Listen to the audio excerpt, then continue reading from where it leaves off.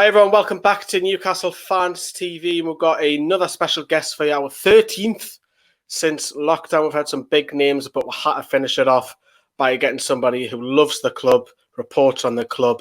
It's Chris Waugh, who's not a shy Ben. He's been on before. How are you doing, Chris? I'm very good, thank you. How are you? Not bad, not bad. Lockdown's getting a little bit easier now, so the restrictions are off. So it seems to be going better and better for everybody in the UK. But that leaves me nicely on to the first question, Chris, is how has lockdown changed the way you report on football and Newcastle?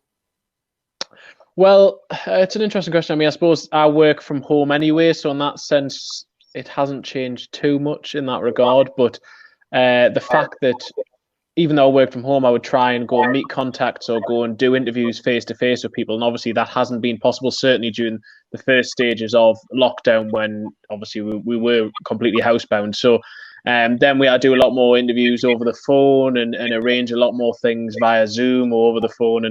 And so it changed in that regard. But certainly very early on in lockdown, it was funny because a lot of footballers or ex-footballers were actually quite bored. So it was easier to get some of them to do interviews because whereas before it might be like anyone really, I suppose, that they might be quite flaky in terms of getting back to you. But there was a few people, I remember messaging Nobby Solano for a piece that we were doing, and he replied within a second, basically saying, yeah, I can do it now. And when I was speaking to him, he just said, oh yeah, I'm just bored, I've got nothing to do. So in that sense, it was easier in some ways to get through to some people to speak to. But yeah, there have been challenges like for anyone, and it's nice that hopefully things are returning to, I suppose, some sort of normality, if not quite back to normal. I would agree on that. We've got some cracking names over lockdown as well, so it has worked in our benefit, in our favour as well. I just want to touch upon, obviously, the games. Now we've got some Newcastle's first few games have been listed on TV. I just want to ask you, are you as journalists allowed in this stadium to report on the games, or is that a decision made by the Athletic to say yes or no that you can go in?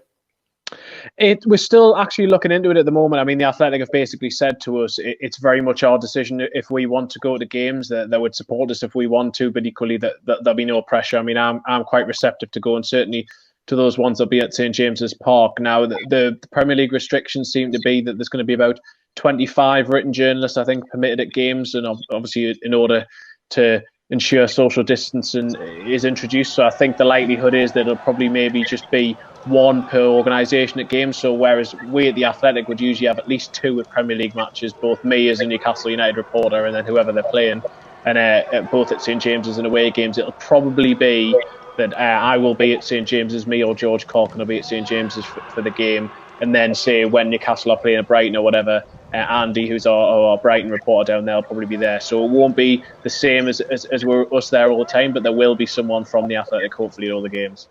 One of you will be fighting over the rights than to get in than not take it. Exactly, yeah. Have you watched any of the Bundesliga games? I've watched a few of them, yeah. I haven't watched it religiously, but I have watched a few of them. And what's your take on it? Because for me, when I was watching, I've watched a lot now, and at first it's a bit strange. It feels very like an under-23 game, but then your mind starts to adjust to it and you start to get used to it. But it is going to be strange, and it's probably a hindrance for Newcastle, in particular the FA Cup game against Man City for the so-called 12th man. But it will feel strange, won't it? Yeah, I think it will feel strange, certainly to begin with. I suppose we all will get used to it as a quote-unquote new normal, as everything seems to be being called. But I suppose that the issue I've had with some of the Bundesliga games, when it's not been, say, Bayern Munich or Borussia Dortmund, is it's almost like no context football. When there isn't the fans there, it's sort of difficult to get when there's nobody there getting excited about it, really getting into it. It's sort of a little bit difficult, and as you say, it does feel like an under-23 game or a training game. But certainly for Newcastle matches, for Newcastle fans, and for me as a journalist to cover the club, with that sort of vested interest in it, I think that we probably will be able to get beyond that a little bit. Certainly, it'll feel strange and it won't feel the same for matches. And I'm interested to see, say, for the likes of saint-maximin. Now, there's been a lot said about players such as maybe Joe Linton. Will he thrive without a crowd? But what about someone like saint-maximin? Yes, he'll still be on TV, but the crowd really gets going, really gets behind him when he's on the ball. If they're not there, is he going to be the same sort of thriller minute you see as a player? I'm just interested to see how it does impact on those players in and around the team, and whether we see sort of different performances from them. Taking a notice of my cats, they always make an appearance, they always do. I wanted to talk about the takeover, the horrible T words. Where we're at, Chris, where we're at, we're now, this is the 9th week, I believe. What do you believe? Is it just down to the piracy rights? Is this all it's down to now? I think it is down to the piracy rights. I'm not going to pretend that I know the exact ins and outs that are going on in the Premier League. I think that there's been some people who've probably overplayed in terms of what they do know specifically that's going on there. Now, early on, what it was outlined to both sides, is in the buyers and the sellers, that this process usually takes 2 to 4 weeks. Now, obviously, we're more than double that sort of period, and so that has caused a lot of confusion. I know there's been a lot of anger among Newcastle fans who've said that's been reported to what it was. Well, that was the facts as they were laid out to them, but there is actually no set time limit for how long the process takes.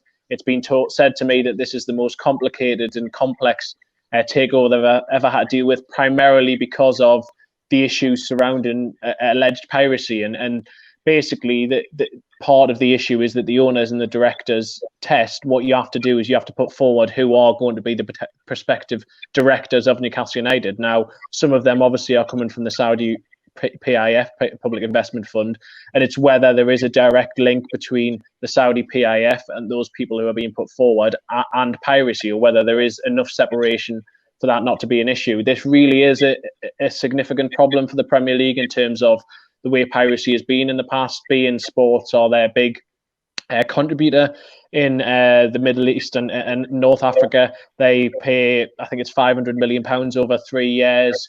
They've been their long-term partner, and the Premier League have actually essentially gone into bat for them in a lot of court cases in the past, including tried to set some up in Saudi Arabia and been unable to. So for them, they're in a sort of difficult position because the Premier League, the large reason why they've been so successful is their TV rights, and they have to be seen to be protecting their broadcasters. But at the same time, they don't necessarily want to reject a deal outright unless they have the basis to do so. So I think that really this is just very complicated.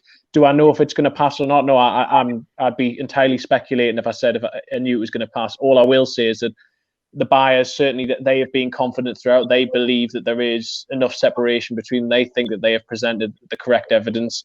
And also, everyone who knows more about this Premier League process than me, who I've spoken to, experts in that field, believe that the likelihood is it will eventually be passed.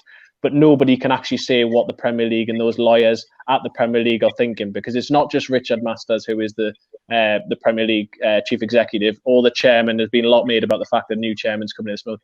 They have lawyers and advisors, and actually people outside the Premier League who they bring in to deal with this, advisors in that regard, who basically make recommendations, and then eventually the Premier League board themselves will either ratify it or not based on that recommendation. We're not quite at that stage yet.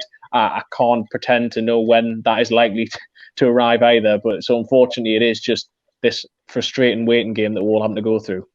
I would agree. Patience is key. But a lot of people have said that the UK government do deals in trading with the Saudis. So if the Premier League block that, the Premier League are in a difficult position because they're going to upset one party or not. But everybody that we've had on, the likes of Luke Edwards, Henry Winter, they've all said that they think it will go through.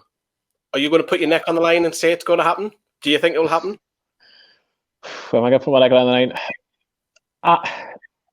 But because there is so much confidence from the buyers and other people who know more about it, I'll say yes. I've expected all along that it will go through, but at the same time, I will caveat with that. I just don't know what the Premier League are thinking. But hopefully, yes, hopefully we will get the conclusion that I know the vast majority of Newcastle fans want. I want to know how you're going to report on it. Are you got you and George? Have you set up how you're going to approach it? So let's just say it happens tomorrow. Is it all going to be manic, or are you going to go to the stadium? Are you allowed to go to the stadium because of the restrictions with COVID-19? I mean, how are you going to report it? It's a good question. I mean, we have had a few conversations about it. I mean, I suppose the difficulty is in terms of, you say, could it break tomorrow? Well, our understanding is the likelihood is that what would happen would be that if and when Premier League ratification arrives, that wouldn't necessarily be the point immediately where there would be an announcement that Newcastle United had been taken over, I think we would hopefully learn about it from sources. But that basically it could take a few days for the remainder of the balance to Mike Ashley, the 282 million or 283 million, whatever it is, that needs to be paid across. Basically, the time period for that to transfer. So there may be a little bit of time between that. So we may get a little opportunity to really plan some things. We already have a couple of bits sort of in mind, or partly written or written already in terms of ideas of it. Sort of either looking back at Mike Ashley's tenure, also looking forward and prospective changes that may come and things that need to be addressed. And also in terms of we'll do a live podcast. We've got the pod on the tiny. We do a live podcast. We may even hopefully broadcast that on Zoom or something like that as sort of a Cannes special or something like that. So we do have some thoughts in mind, but yeah, it's just hopefully we get there first. It's just nice to be able. It's at this moment in time, it's sort of the mindset of, because we're already 8 weeks into this, it doesn't necessarily feel real that it could potentially happen tomorrow. Obviously it could, but it just doesn't. It's hard to now be in that mindset that, yeah, this is definitely going to happen immediately. So I think if and when it happens, it'll more be right, tick straight into action, and we really do respond to it then. Brought it nicely onto Cannes, because unfortunately, Chris, you'll not be able to have them on the takeover night. Whilst every single Geordie will be getting mortal, getting drunk, unfortunately, you'll be working. So will you have a sneaky one the next day? Oh yeah, I'm sure I'll have one or two just to make sure that I celebrate. Maybe a non-alcoholic one on the day itself, but then yeah, I'll make sure I do have one to toast. Just the end of this process, really, because like everyone else, it's been interminable, and it's been mentally draining, I think, for everyone. So it'd be nice just to be able to move on with our lives. The fact that it's coincided with the coronavirus pandemic, I mean, undoubtedly the coronavirus pandemic has actually lengthened the process in itself, but also because it's happened during that period and nobody else has really had anything else to think about, then it sort of really has been. I know it's been mentally tolling for a lot of people. So just everyone hopefully hang in there and just try and think about something else for now. And then if and when this happens, then celebrate at that point, rather than just agonizing, because it's like a boiled kettle, I suppose. There's no point in watching it. I think the football coming back will be a welcome distraction. Yeah. Another couple of more questions before we wrap up. What's more important, Chris, getting Mike Ashley out of the club or Newcastle competing once again? Oh, that's a good question. I think that one sort of leads to the other. I'm going to fudge my. I think one leads to the other. I think it's not just a case. It's not even just a case of Newcastle competing again. I think it's just trying to be better. My argument, I've said this to the club many times, and the current hierarchy insists that they don't just want to finish 17th every year, that they do have ambitions beyond that. Well, all the evidence to me says contrary. I've some of the statements they've made in the past anyway, when they've said things, but also just the way they approach things. Everything strikes me as if Newcastle United finished in the Premier League every season under Mike Ashley, they would just be content with that. Now, the issue he's had as well is that he hasn't been able to deliver that. They've been relegated twice during his tenure. Everyone looks at the finance and says, look how brilliant it is that Newcastle make money. They are, nationally, they look at it and say, look, they're financially solvent club. Well, they are until the point they get relegated. And the issue Newcastle have is that every year they start as one of 10 to 12 teams who could potentially go down. And then you have the issues that they had in 2016-17, where they actually lost 40 odd million or whatever it was, and over a long period of time, if they didn't come straight back to the Premier League, then they aren't a financially solvent club. So there's those issues. I think Mike Ashley needs to go, because I think he's lost any interest he may have had before is completely gone now. He'd be quite happy just for Newcastle to stay in the Premier League. Doesn't want anything to do with them, doesn't want to be involved in the day-to-day run of the club, only ever gets involved when the big financial issues are there. And whereas I do think that Newcastle needs re-energising, and if it is re-energised, I think it wouldn't take too much to be comfortably a top 10, maybe top 8 team.